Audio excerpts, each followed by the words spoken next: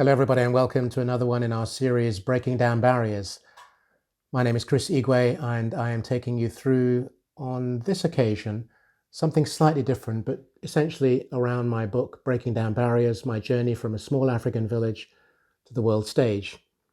And the reason why it's a little bit different today is because I'm responding to some questions that have been asked of me, which has been really interesting to engage with individuals around the conversation. And the question really has been, firstly, the book. How did it come about that I wrote this book?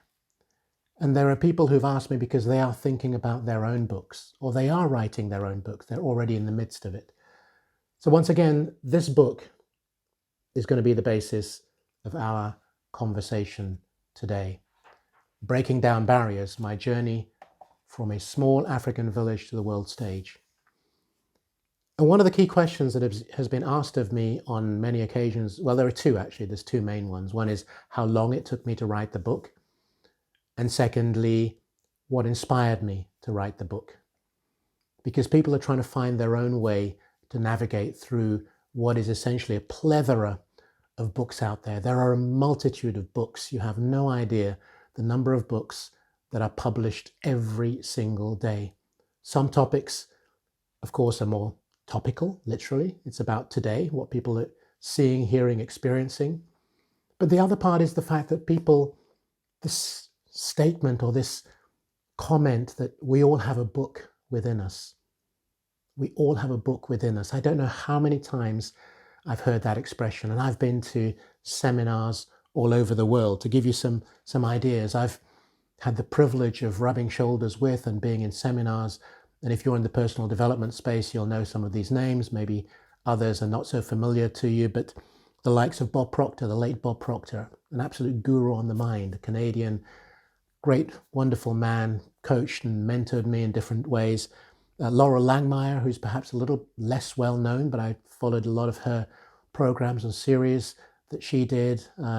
Peter Thompson in the UK, Jack Black from Scotland, Mark Victor Hansen, the prolific Chicken Soup for the Soul series as an example, Doug Weed, who was one of the advisors to, I think it was George W. Bush Sr., Jay Abraham, of course, Tony Robbins. On my wall here, I have the fire walk, which I did in London, where he just literally fires you up over a 2-day period, Tony Robbins, and he just goes, he's a machine, just keeps on going. There's so much to gather. I've got tapes, I've got different things that he has created and developed over time. Steve Siebold, a good friend of mine, and his partner, late partner, Bill Gove, with regard to speaking, public and corporate speaking, and others. So I've done seminars, I've done events, I've done programs. And as I was looking back to attempt to answer this question that had been put to me of when did you think about writing the book, why did you write it, and how did it come about?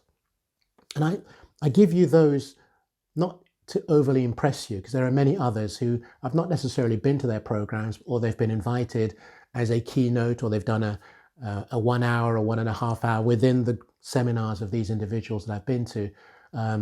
Jay Abraham, for example, is one that has popped up in different places on different programs and events in Europe. It's not so much that, it's the fact that taking all this knowledge, insight, information that I've gathered, I would say, to answer the question in possibly the simplest way, I started this journey in about 1990, I guess. So, 34, 35 years ago, I got into this whole theme essentially of personal development, self-development, growth, and how could I do that? So the writing of the book is sort of a culmination of 35, maybe 40 years, because I just had this itch in my mind to do better, to be better, to help others become better as well. So that was part of my own journey. How can I help others? How can I help me? How can I help my family? I was newly married, young child, 2 children, young children at the time. What can I do to help them to get to where they want to? And then by force of things, people, different places, at church, at school, family, asked me to help their children, coach them, mentor them, support them, whatever it happened to be. So I had this desire to be more, have more, in terms of knowledge and insight, and to be able to share that with other people. So the writing of the book is essentially that journey of 35 odd years to get to a point where the book itself took about 18 months from start to finish, from thought to starting to write down, to prepare, right the way through to each of the chapters, and the way in which, for example, this book, which is very unique in its style, it's a workbook as well as a book that you can read. It's 50 chapters. You start anywhere you like. You can start at chapter 50, go back to chapter 1, or anywhere in between. It is not a sequential aspect either of my thought and idea, or indeed of the stories that I tell, in other words, my life. You don't have to look at it that way. I have people who've said to me, great read on the plane or great read on the train, because they can pick it up and read 1, 2, 3 chapters, delve into, because I have critical thinking questions, I have action items, I have other sources that you can look into. So I've just packed it with a lot of stuff. You don't just get up one day and decide that that's what you're going to do, for sure.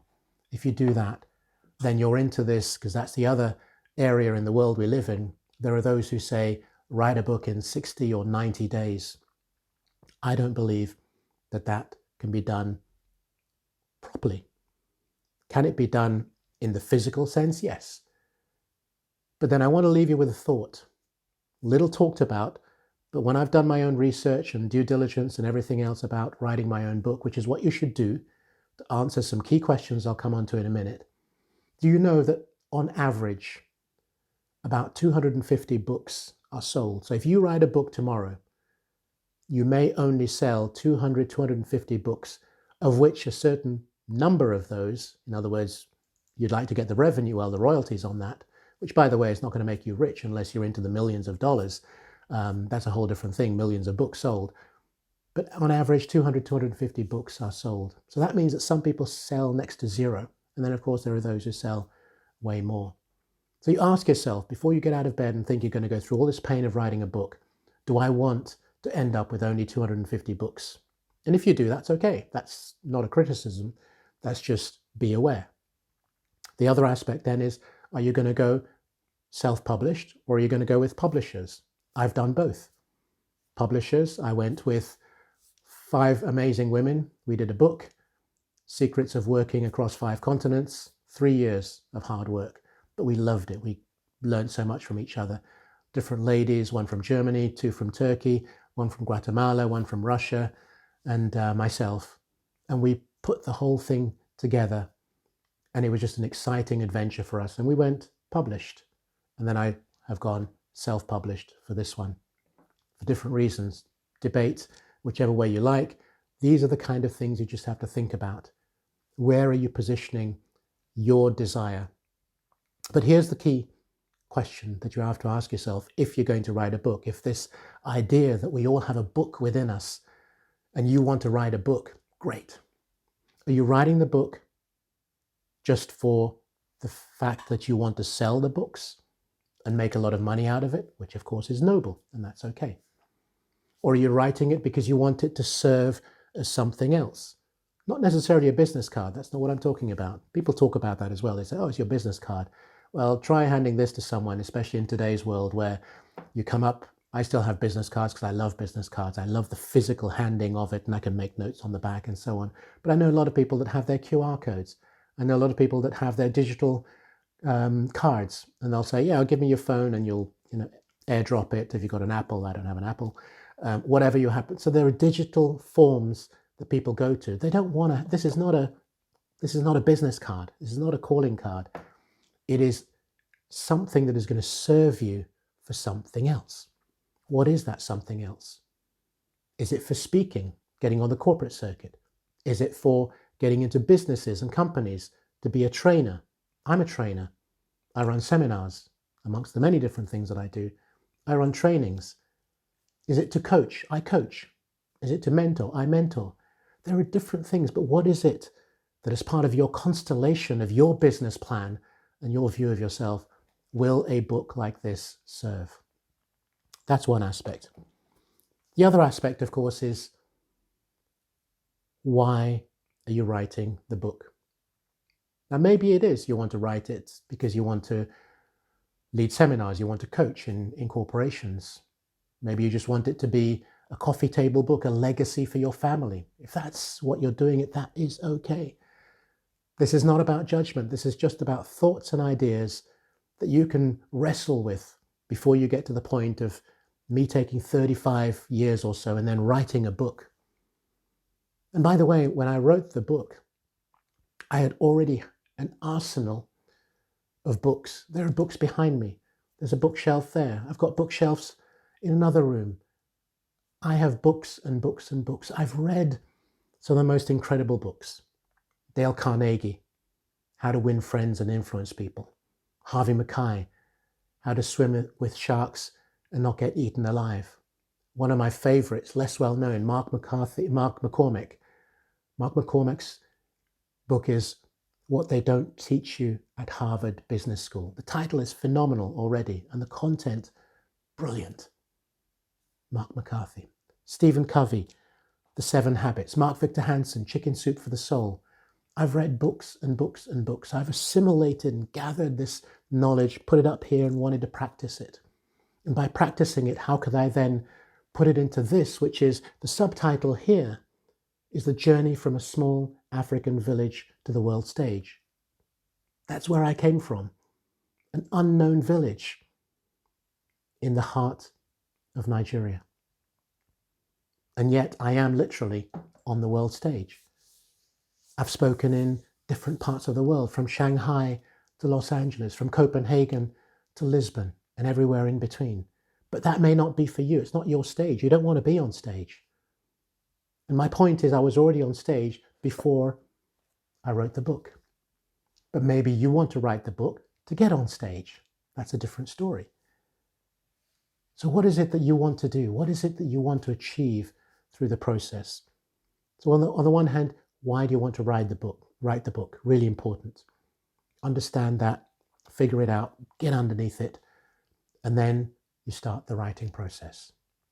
And when I say it took 18 months to write, that 18 months, the idea is that you devote as much of the week or days to writing as you possibly can.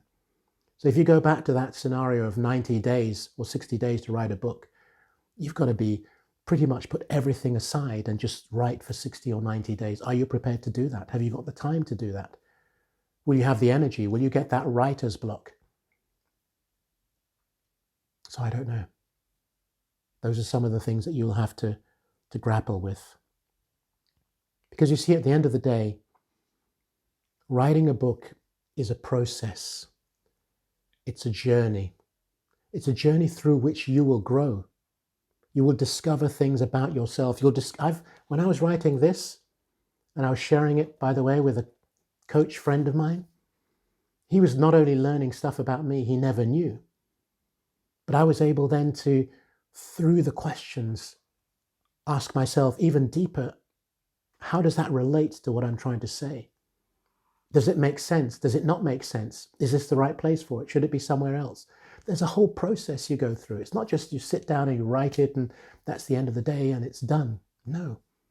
And then, of course, there is the editing. And the editing is not just one. And by editing, I mean anything from spelling to syntax to grammar to everything else. Then is it Oxford, Cambridge editing, or are you looking at some model in the US or some other part of the world?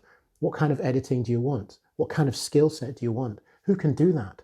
Because you can't just give it to somebody and say, please edit it. No. You have to have someone who actually knows how to edit. That is part of their skill set. That is part of their ability. Can you just write it? Just random thoughts going through a book? Yeah. But do you want someone to really read it, to critique it, to give you feedback on it? Are you prepared to take that feedback? Can you take that feedback? Are you strong enough to take that feedback? May not be what you like. May not be what you want to hear. So these are all things that you're going to have to get toughened up about. Otherwise, yeah, write your book in 60 or 90 days. I wish you the best of luck. I hope it's a bestseller. But I can reassure you that it is less than likely to be successful. So there is a process. And at the end of it, you come out with something which you've got to feel good about.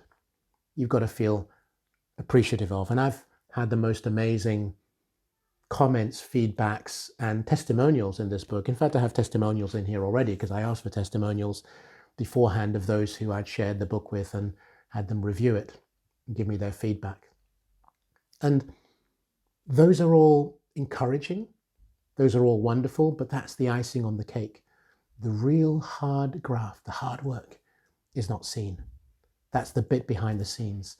Are you ready for the bit behind the scenes? If you are, I wish you absolute luck and great, not luck, because, well, you create your own luck anyway, but I wish you all the very best in making it a success in whatever you want that book to achieve for you.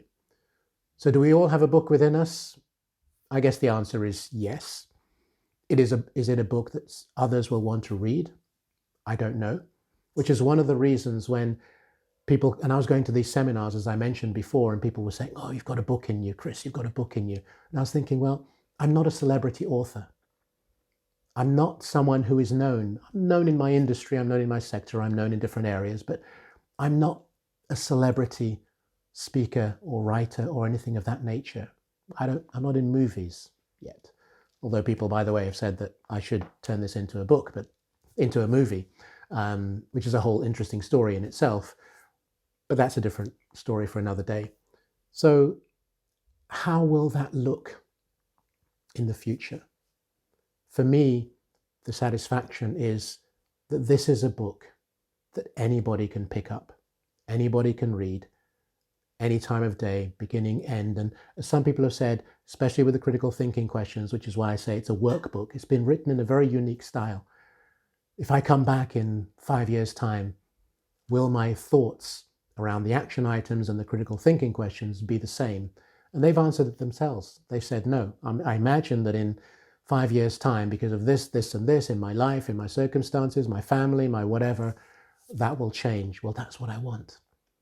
I want it to be a continual process of evolution. I want it to be something that allows you to grow as it has allowed me to grow and grow through the books, seminars, and trainings of all the other incredible people I've spoken about. So if this has resonated with you, I hope that you have learned something from it. Take away, think about your own book if you want to write it, but whatever it happens to be, I wish you great luck. And maybe other people who you know that need to hear this, then please feel free to share, like, comment, subscribe to the channel, and I look forward to speaking to you very soon. Thank you.